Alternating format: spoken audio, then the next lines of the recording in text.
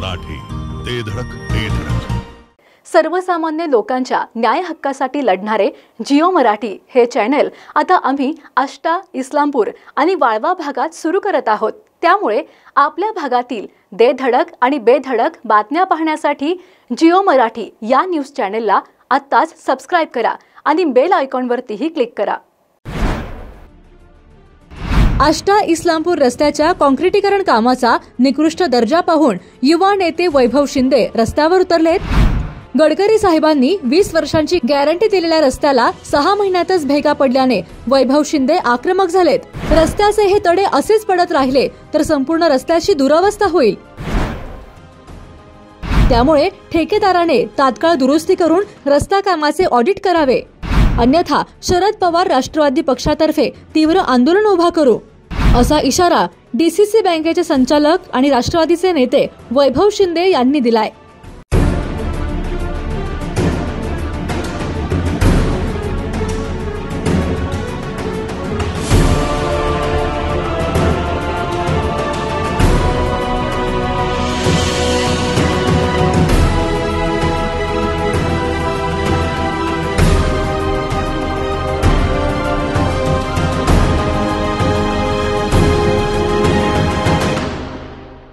आष्टा इस्लामपूर रस्त्याच्या काँक्रिटीकरण कामाचा निकृष्ट दर्जा पाहून युवा नेते वैभव शिंदे रस्त्यावर उतरले आहेत. गडकरी साहेबांनी 20 वर्षांची गॅरंटी दिलेल्या रस्त्याला 6 महिन्यातच भेगा पडल्याने वैभव शिंदे यांनी आक्रमक पवित्रा घेत तीव्र आंदोलन उभा करू असा इशारा दिला आहे. तर दुसरीकडे सर्वसामान्य नागरिकांनी देखील या प्रकरणी आवाज उठवत या रस्ता कामात शासनाने लक्ष घालावे अशी मागणी केली आहे.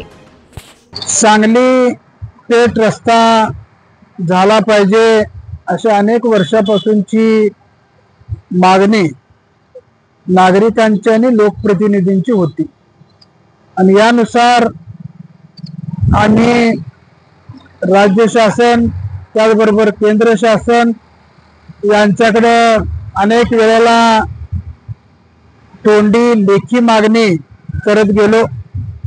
आदरणीय आमदार जयंतराव पाटील साहेब यांच्या माध्यमामधून आदरणीय नितीनजी गडकरी साहेब यांच्याकडे सुद्धा आम्ही या रस्त्याची मागणी केली आणि अनेक वर्षापासून असणारी मागणी आदरणीय नितीन गडकरी साहेबांमुळे पूर्ण झाली. जवळपास 850 कोटीच्या पुढे एस्टिमेट असणारा हा सांगली पेठ रस्ता 4 पदरी सिमेंट काँक्रिटीकरणचा रस्ता होतोय.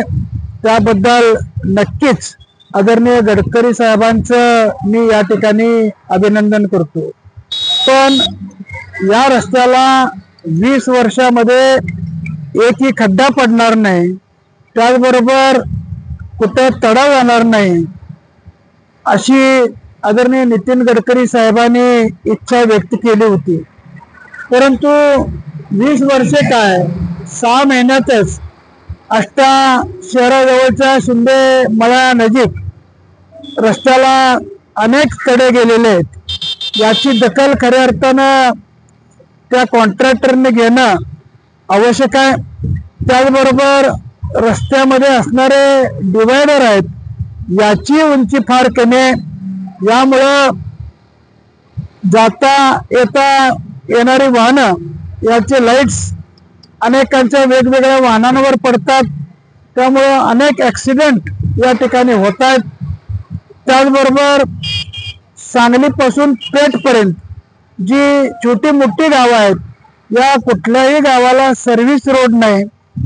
त्याचबरोबर आष्टासारख्या मोठ्या शहरामध्ये, इस्लामपूर सारख्या मोठ्या शहरामध्ये sky over bridge, sky walking bridge हे मुलांच्या दृष्टीनं नक्कीच सुरक्षित आहेत, हे व्हावेत अशी मागणी आम्ही आदरणीय नितीन गडकरी साहेबांकडे केलेली आहे.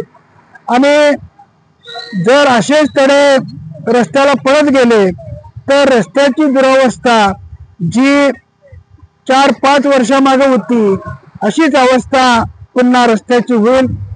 यामुळं ज्या कॉन्ट्रॅक्टरनी ठेकेदारांनी हे काम केले यांनी तातडीने याची दखल घ्यावी, अन्यथा आम्ही आमच्या राष्ट्रवादी काँग्रेस पार्टी शरदचंद्र पवार पक्षाच्या वतीनं तीव्र आंदोलन करेन असा इशारा मी या ठिकाणी देतोय. मी अशोक लक्ष्मण अनुसे, शेतकरी, राहणार बावची, क्षेत्र 28 हद्दीत आहे. तरी आता जे रस्त्याचे काम झालेले आहे, घोरपडे पूल ते शिंद्यांच्या घरापर्यंत मधलं रस्ता क्रॅक व्हायला लागलेला आहे.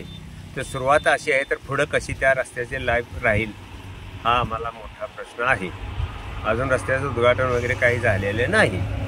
तरी सरकारने दखल घ्यावी. हे काम कसं कुठल्या पद्धतीचं झालेलं आहे, फार खालच्या पातळीचं काम झालेलं आहे. इस्लामपूर रस्त्यावरची आमची शेती आहे.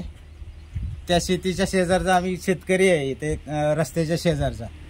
पण ते काय झालंय का 2 वर्षापासून रस्त्याचं काम चालू आहे. ते काम करत असताना ठेकेदारांनी निकृष्ट दर्जाचं काम केलेलं आहे. रस्त्याला आत्ताच भेगा पडलेल्या आहेत.